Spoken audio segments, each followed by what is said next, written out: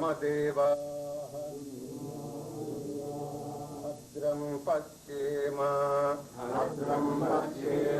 अक्षभिर्यजत्राः स्थिरैरङ्गैः तुष्टुवां सत्तनूभिः यशेम देवहितं यदायुः वत्ति न इन्द्रो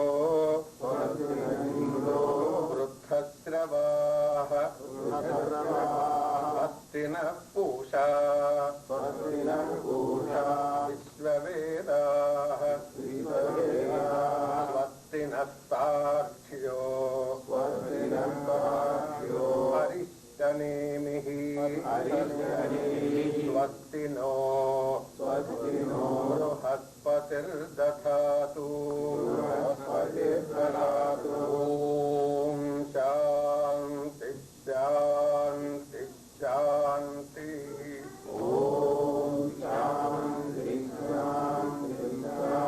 ॐ पूर्णमदः पूर्णमिदम्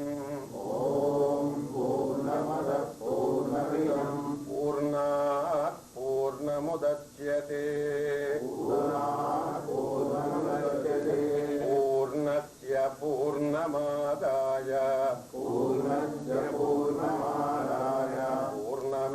पूर्णमेवावशिष्यते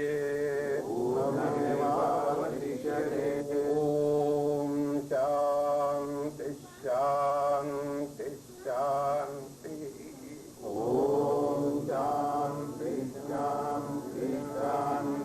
एको देवः सर्वभूतेषु गूढः सर्वव्यापी सर्वभूतान्तरात्मा कर्माध्यक्षः सर्वभूताधिवासः साक्षी चेता केवलो निर्गुणश्च एको वशी सर्वभूतान्तरात्मा एकं रूपं बहुधा यः करोति तम् आत्मस्थं येनुपश्यन्ति धीराः तेषां सुखम् शाश्वतं नेतरेषां नित्यो नित्यानां चेतनश्चेतनानां एको बहूनां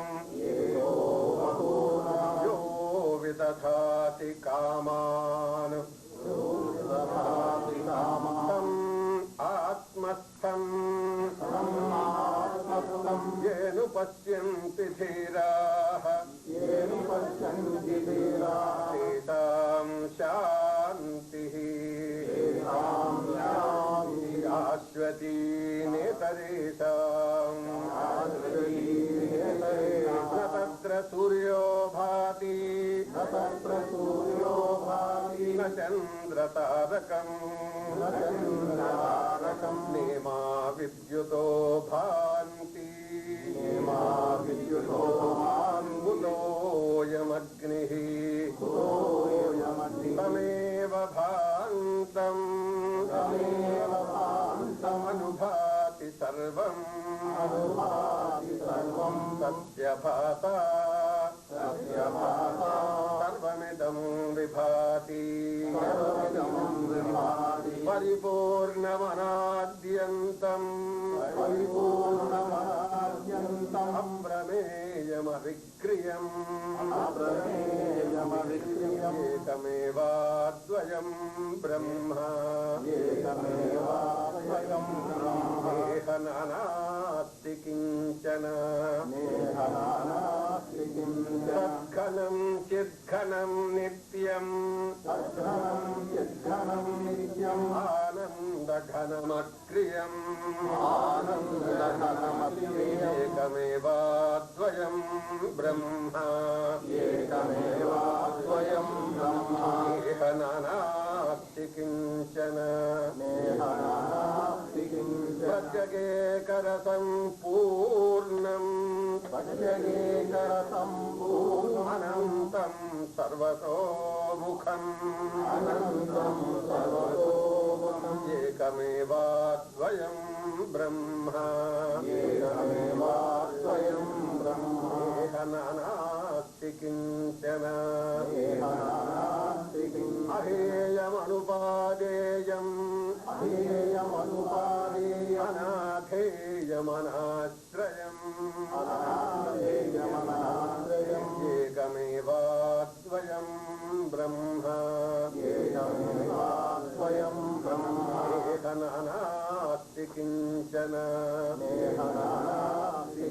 निर्गुणं निष्कलं सूक्ष्मम् निर्विकल्पं निरञ्जनम् एकमेवाद्वयं ब्रह्म इह नानास्ति किञ्चन अनिरूप्यस्वरूपं यतु मनोवाचाम् अगोचरम् एकमेवाद्वयं ब्रह्म इह नानास्ति किञ्चन तत्समृद्धं स्वतःसिद्धं शुद्धं बुद्धमनीदृशम् एकमेवाद्वयं ब्रह्म इह नानास्ति किञ्चन ॐ नमो ब्रह्मादिभ्यः ब्रह्मविद्या सम्प्रदायकर्तृभ्यः वंशऋषिभ्यः नमो गुरुभ्यः नमो महद्भ्यः सर्वोपप्लवरहितः प्रज्ञानघनः प्रत्यगर्थः ब्रह्मैवाहमस्मि ब्रह्मैवाहमस्मि ब्रह्मैवाहमस्मि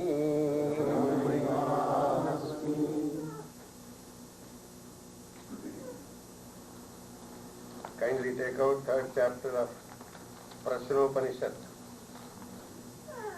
अथहयनं कौसल्यश्च स्वलायनः पप्रच्छ भगवन् उत एष प्राणो जायते कथमायाति अस्मिन् शरीरे आत्मानं वा प्रतिभज्य कथं प्रातिष्ठते येन उत्क्रमते कथं बाह्यम् अभिधत्ते कथम् अध्यात्ममिति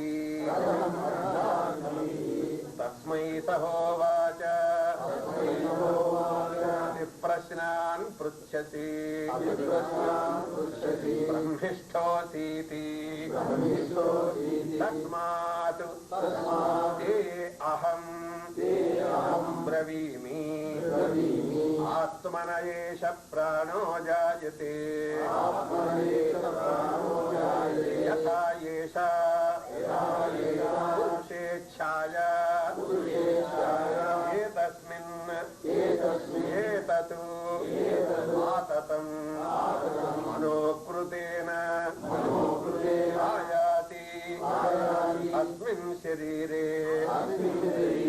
यथा सम्राडेव विकृतान् विनियुङ्क्ते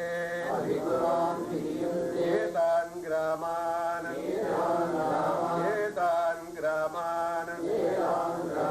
अधितिष्ठस्व इति एवमेव एष प्राणः इतरान् प्राणान् पृथक् पृथगेव सन्निधत्ते वायुपस्थे अपानम्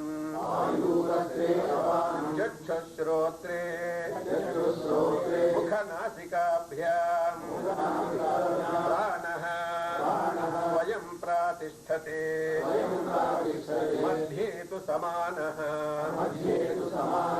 एष हि एतद्हुतमन्नम् समं नयति तस्मात् एताः सप्तार्चिषो भवन्ति हृदि एष आत्मा अत्र एतत् एकशतं नाडीनां तासां शतं एकैकस्यां द्वासप्ततिः प्रतिशाखा नाडी सहस्राणि भवन्ति आसु व्यानश्चरति अथ एकया ऊर्ध्वः उदानः पुण्येन पुण्यं लोकं नयति पापेन पापम् उभाभ्यामेव मनुष्यलोकम्.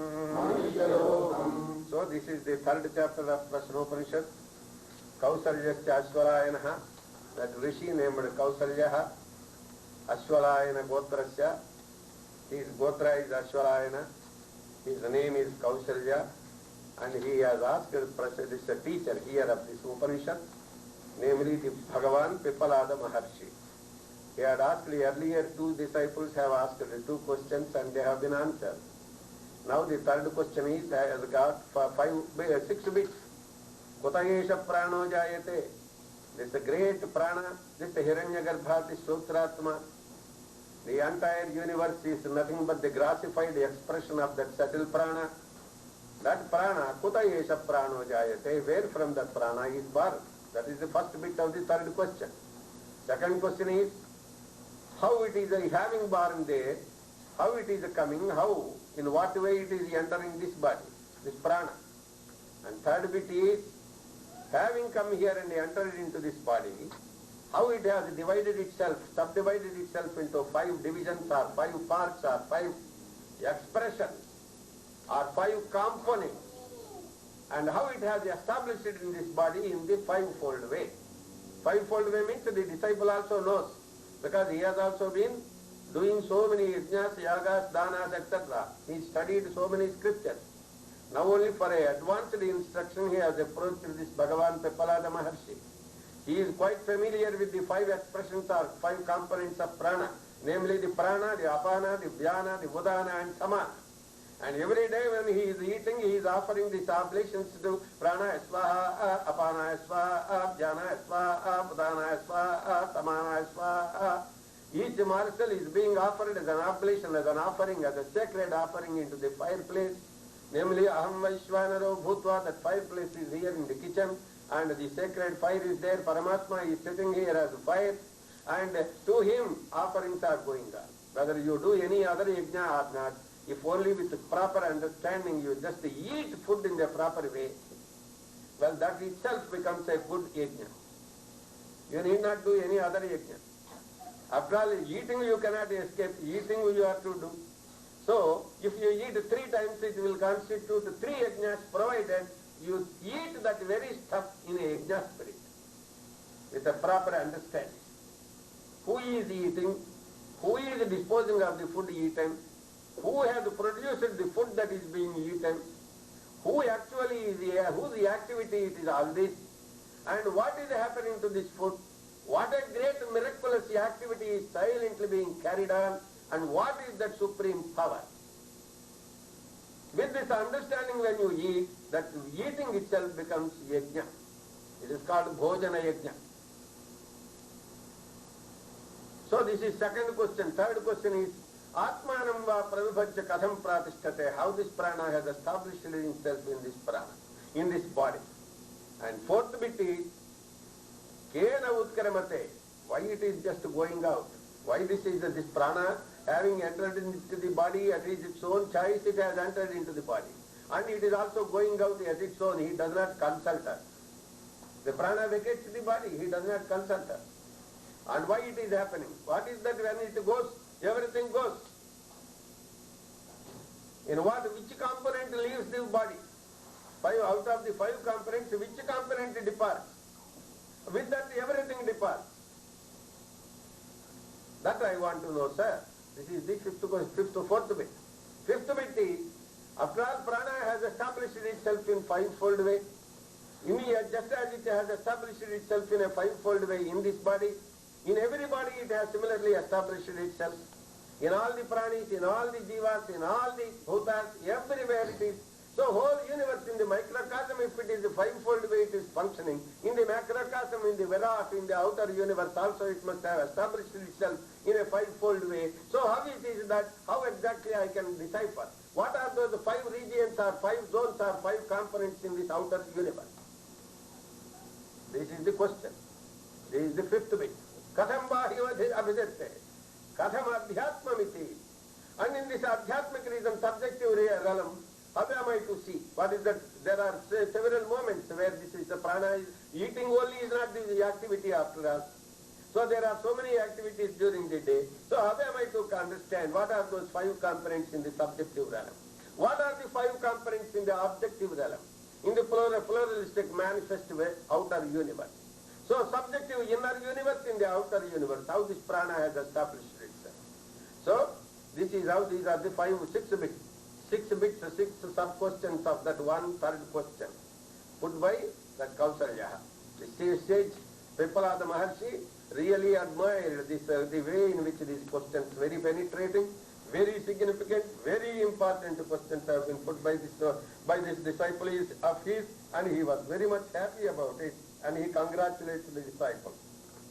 Really you are not a small person to have put such wonderful questions. And so now I am answering you, just please listen carefully. And then he has answered, and yesterday we have dealt with the first 3 portions, 4 bits completely. Kena utkramate. That is actually, these 5 are very, very clear. You must clearly understand everything. Apana is whatever is going on through the body in all. Prominent doors are 2, but less prominent are the whole body. Throughout the body, there are holes through which unassimilated portion of the food that we eat, undigestible portion, unwanted portion, is not wanted. That is just thrown out. Out of the liquids that we drink, unwanted portion goes as mudra. There is a door for it. Out of the solids that we consume, there is unwanted portion out of it. And there is a door for it through which it is sent out. Not that there are the 2 doors only. The whole body is full of doors, I told you. Unwanted water goes out through the body as sweat. There is no portion where from the sweat doesn't go. Even in the skull there are holes through which unwanted water, sweat goes out. Through the eyes something goes out. Through the nostrils something goes out. Through the ears also something goes out. A deposit gets made there, and it has to be removed. Through oil bath or some such days, it has to be removed. So whole body is provided with holes through which unwanted stuff is thrown out, ejected. And what is the prana that does that work? It is apana. And the prana that takes the food inside is apana. And the prana that throws out unwanted food is also apana. That means apana's jurisdiction is from this hole to that hole, the whole jurisdiction, the alimentary canal is in the control of or jurisdiction of apana vayu. Then prana is Chakshusrotre Mukhanasika Bhyam. This is the Sapta Rishi Mandala.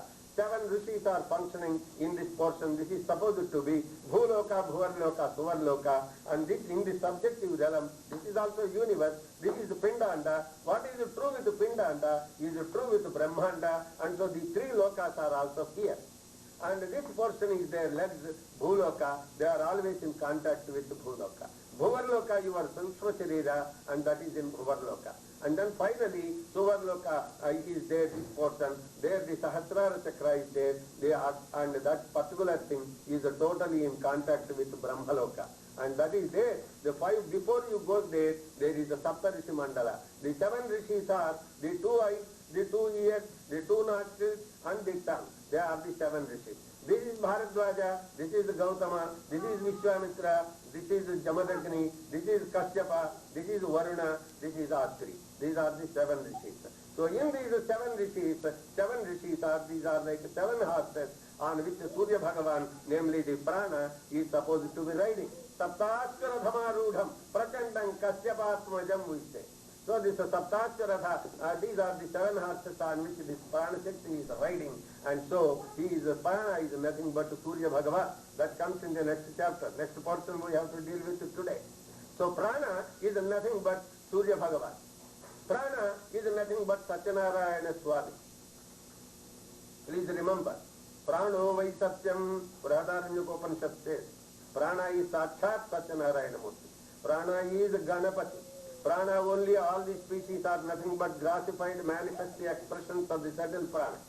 So this body is nothing but grassified expression of the prana. That is why wherever in this body, anywhere you touch, prana is there. There is no portion of this body where prana is not there.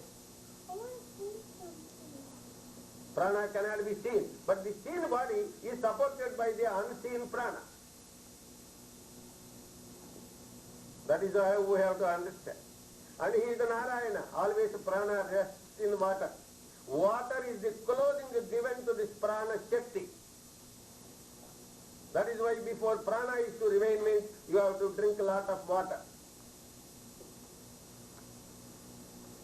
If you don't, even if you don't eat solids, if you go on drinking water, this prana remains in this body for 14 days.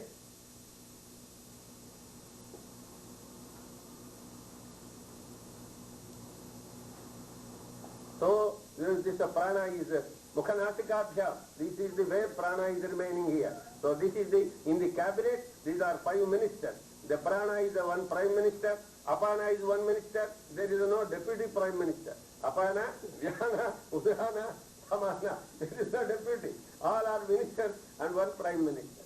Why? He decided the whole thing. He had distributed the portfolio. How he had distributed? Yatha Samradeva. Very clearly the Upanishad is telling. As the king emperor distributes the king subdivisions, makes divisions of the kingdom under his jurisdiction, under his rule, and he asks each one, you be in charge of these villages, you be in charge of this portion of the kingdom, you be in charge of this portion of the kingdom. This division is made not by the minister, but by the prime minister. Therefore, this prime minister is Sakshat Prana. Yatha Samradeva Adhikrutan Viniyunte Etan Graman Etan Graman Adhitistasva Iti Evameva. Just like that, this prana being the prime minister, and he just divided between his 4 subordinate ministers, namely Apana, Vyana, Udana, Samana, who are not different. They are his own limbs, his own parts. He is himself only, but he divided himself in a very mysterious way into 5. He is one, but he is 5 in 1. That prana itself is 1, but he is really called 5 in 1. Because the 5 pranas put together is 5 in 1. That is how it is working. All right. Now, this is the prana. That is the prana's jurisdiction. And then there is a samana. Samana is in a samam nayati iti.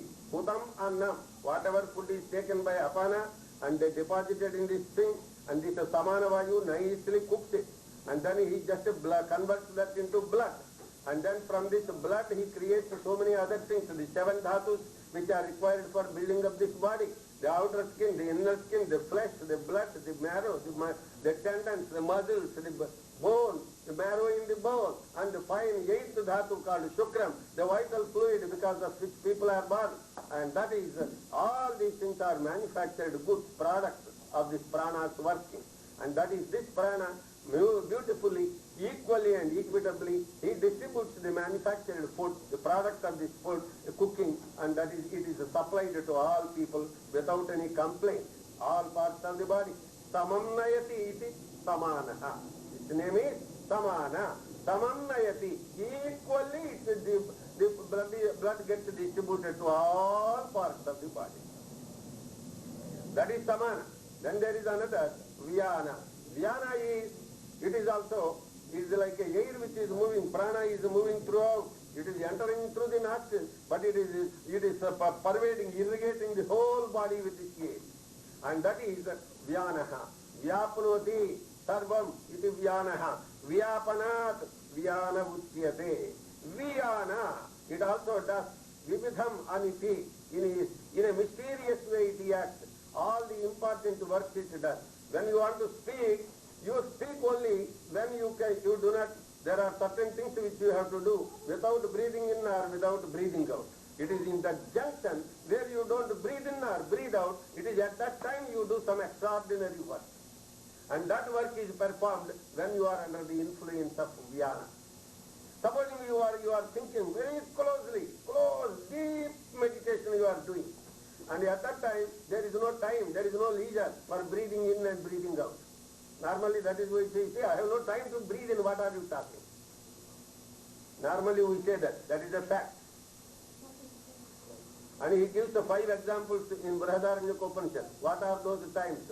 When you are for yajna, you have to create by one rod against another rod, you have to rub, mathanagni. You have to produce in that mathana, as a result of this rubbing, you have to produce fire. And your attention is whether the fire is coming out or not. It is with that agony in the mind and with so much of devotion and concentration, detaching yourself completely from the outer universe, you are just engaged in that sacred action of producing the fire out of the 2 rubbing rods.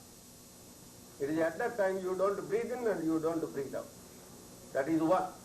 Second time is when the enemy is approaching and you have to close and you have to apply a arrow and you have to destroy him. At that time your attention is this, not on the leisurely breathing. Your attention is to release the arrow, you have to kill him. So it is at that time there is no time to breathe in or breathe out. Upanishad is telling, it is one example. Third time, when you are suddenly attending a meeting, a great darbar is going on, and you are a scholar, you are invited to talk, and you are not given time. The time given is from that seat to rise up and come to the platform.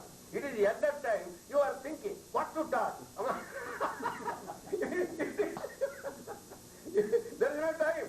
There is no time. You have to, what the time given is only by the time required to rise up from the seat and approach the platform. In this, you have to deeply concentrate where to begin, what to talk. All this you do. How you do? It is at that time, there is no time to breathe in and breathe out. You are in the influence of Vyana Vayu. That is the junction between prana and apana is called. One incoming train is there, an outgoing train is there, they meet in a junction. The prana and apana are the incoming and outgoing trains. They meet in a railway station. And such railway stations are called junctions. You are quite familiar. And prana is one train, apana is one train, and there the vyana comes in the junction. Means where prana breathing in is not there, breathing out is not there, and that is vyana. It is at that time all most important activities of your life, you begin doing that. This is called vyana. And then fourth thing is samana, prana, apana, vyana, budana, udana. Samana I have already told. Udana is the 5th one. Punyena punyam lokam nayati. Normally during the life period, the span of life which is given to each body, the udana has no work except to preserve life in this body. No life, no work at all, no special work at all. It is like, it serves as the udana is more or less like a anchor to the ship tied up in the harbor. Let there be any amount of tempestuous weather, the ship does not leave the harbor. Why? What is holding it? What is holding the ship into the harbor? It is the anchor there. How it has gone? It has gone deep into the soil below the water. So it is holding there in the mud. It won't allow the ship to go. There may be little tossing about, but actually it does not leave. And that is how it is held, deep in that. Similarly here, it has taken a deepest possible root in this body, which is like a soil. It is also soil only. And then it does not allow the rest of the four pranas, which are nothing but prana, air only. And this air is not allowed to leave the body. So it is a Udana serves as a anchor to the ship in the state, to the ship in the harbor. So we are also in this harbor of life. We have come here and we are now floating like a ship in this ocean of life. That is how we have to understand. In this ocean of life, we are like a ship floating. And now the death is nothing but the sinking of the boat. We sink. The boat sinks in the water. And then what happens? We just go. What happens? Nobody knows. That is how it happens. So, Udana Vayu is another. Occasionally it also comes to act. One is at the time of vomiting. Generally the passage food is only downward it goes. But there are occasions when the food you vomit out and it comes up. And that is one action of the Udana Vayu. Another time at the time of death. The time of death, it is the Udana Vayu that takes the person to Brahmaloka or Punyena Punyam Lokam Nayati Papena Papam Ubhabhyameva Manushya Lokam. If you have led a life of merit, devotion, dedication, detachment, and they did so many yajnas, sacrificial acts, selflessly you have lived for others. Every moment, every day, you are engaging yourself in activities for the good of people. Just like the rivers are flowing, not for the sake of river. They are flowing for us to get water, for the benefit of the crop. The tree is giving fruit, and not a single fruit the tree eats. It is only for others. The cow is giving milk. The cow is not drinking the milk back. It is only for us to collect it and drink. Paropakaraya vahanti nadyaha. Paropakaraya duhanti gavaha. You see, there are all the entire universe Paramatma has created. Only everywhere yajna is going on. The whole universe is only one of dedicated activity. That is why when Prajapati created man, he just lifted him by collar. Mind you, my dear fellow, I am now giving you a very richest embodiment. And nobody in this creation has got such a wonderful body as you have now. I have very benevolently I am giving you this wonderful human embodiment. Horses haven't got such a wonderful embodiment body as we have. There is in creation there is nobody. That is why the crown and consummation of creation is man. And it is in this man you can function like a god. It is in this man's structure only you can live like a devil or a dog. In this body you can prepare, you can meditate on God and become God while living. Jivan neva, mukto bhavati, vigateksha bhayakrodha, yas pada mukta eva saha. Vitaraga bhayakrodha, manmaya mam upasrita, bahavo jnanatapasa puta, madbhavam agata.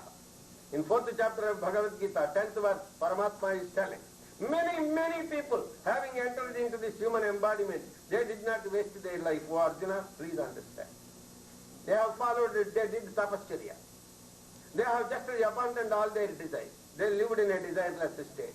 And thus made themselves quiet, peaceful, tranquil, very calm and very nice, totally calm, totally tranquil. And in that perfect state of poise and perfection, they went on meditating as to where from they have come. What is that wonderful truth that is presiding and pulsating in this human embodiment? Where from I have come? Where am I to go? What is my destiny? What is God? And what is the relationship that subsists between me and the superhuman power? What is that? They went on. Such a man was on meditating on the fundamental aspects of human existence. And in this process, he climbs and climbs to Godhood. To pave way for such an ascent of man to Godhood, God descends and becomes a man, so that man can ascend and become God. See, that is the significance of an avatar. God becomes man so that man may become God. यदा यदा हि धर्मस्य परित्राणाय साधूनां विनाशाय च दुष्कृतां धर्म संस्थापनार्थाय संभवामि युगे युगे. It is not for any without any purpose. It is not without any purpose that Paramatma is coming in this human body. Rama has come. What for? Only to liberate many these people mortals. Krishna, even today we worship one day Krishnam Jagadguru. Devaki Paramananda. Vasudeva Sutam Devam Kamsa Chanura Maddanam. Devaki Paramananda. One day Krishnam Jagadguru. We offer prostrations and salutations and adorations to that Supreme Krishna. What is that he had done? He had appeared before us in this very sacred land as in human frame. And today also he is becoming a source of inspiration for man to think of Krishna and to become and act like Krishna and finally to become Krishna. That is the purpose of these avatars, to pave way for man to ascend to Godhood, to discover his essential divinity. Tapas is meant for that, penance is meant for that, all spiritual disciplines are meant for that. So therefore, when a man lives a life of meditation, let him not reach the highest state in this life, but his future is assured. Parthanaiveha namutra vinasastasya vidyate, nahi kalyanakut kaschitu durgatim tata gachyati. In 6th chapter Dhyana Yoga of Bhagavad Gita, Krishna Paramatma is telling in the 40th verse of 6th chapter of Bhagavad Gita, Partha, O Arjuna, please understand. For a man who has lived such a meritorious life of dedicated activity and doing selfless service and doing plenty of penance and tapasya, performing yajnas, yagas, danas, a man of charitable, compassionate spirit and disposition, such a man, his future is not gloomy, it is very bright. There is no destruction for him.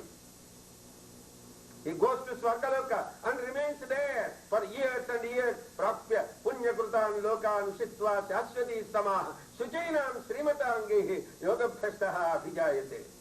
His future is assured.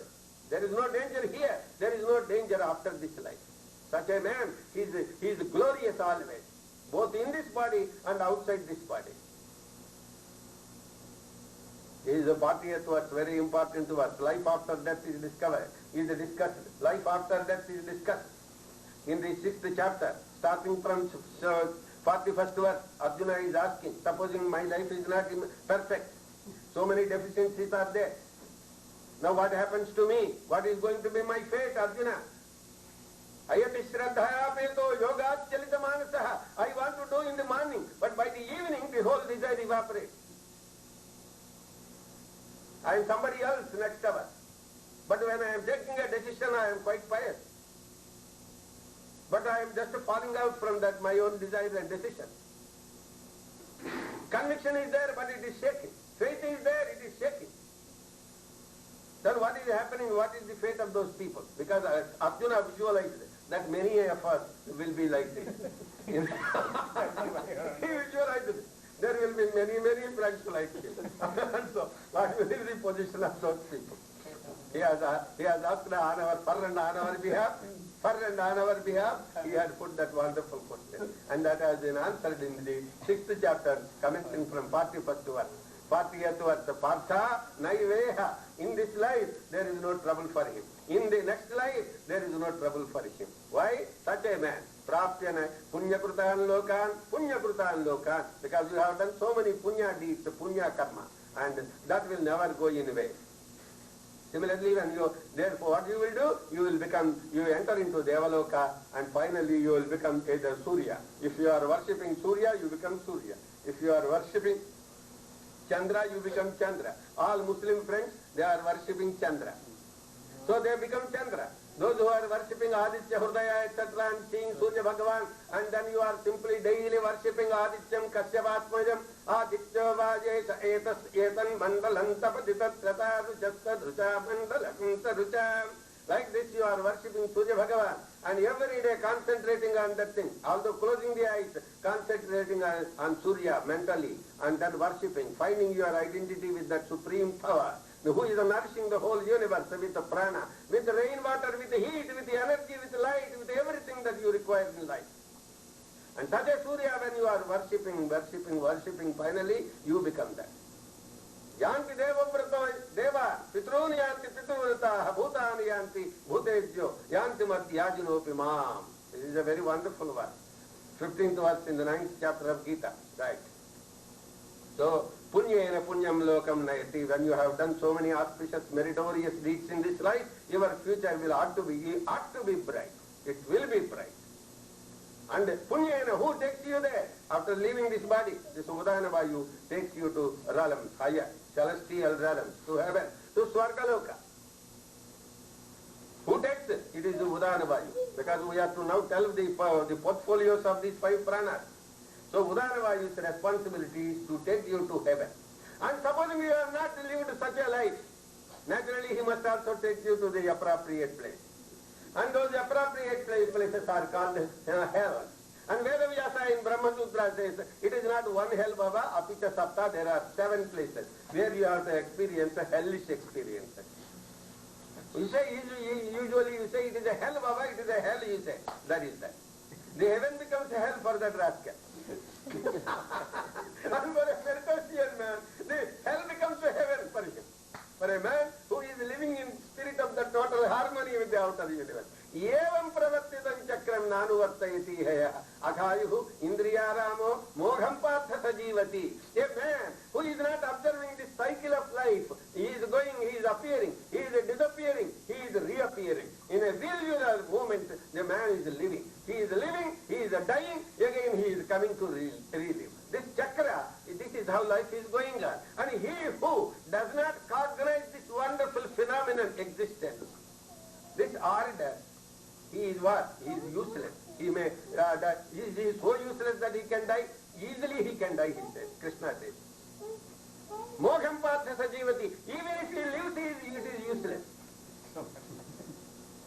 Mogham partha means it is totally worthless existence. Because you don't know anything what happens to you. What is happening to you, you don't know. Where from you have come, you don't know. What exactly is this universe, you don't know. What are the powers at large which are functioning and which are supplying you energy, nourishment, prana, intellect, everything. You just do not know. The basis of life you don't know. The fundamentals of life you don't know. The secret of existence you don't know. So your existence becomes totally worthless and useless. Partha, when I think that is a very wonderful word. He says, Evam pravartitam chakram nanuvartayati haya akhayuhu. This is the 16th verse. 16th verse of the 3rd chapter, Karma Yoga. Evam pravartitam chakram nanuvartayati haya. When he does not follow, when he does not lead such a meaningful life. Evam pravartitam chakram nanuvartayati jaha. Akhayuhu. His whole life is a life of sin. Indriyaramo. What is that he had done? He went on eating and catering to every sense organ in the body. Yes, see cinemas. Here, see film music, pop music. Here, you hear. So every organ you keep on satisfying. Then what are you doing? Whole life is catering to the senses and their demands. Such a man, what for? What is that he had done? Nothing. You are not going beyond the senses. Who gave this potency to the senses?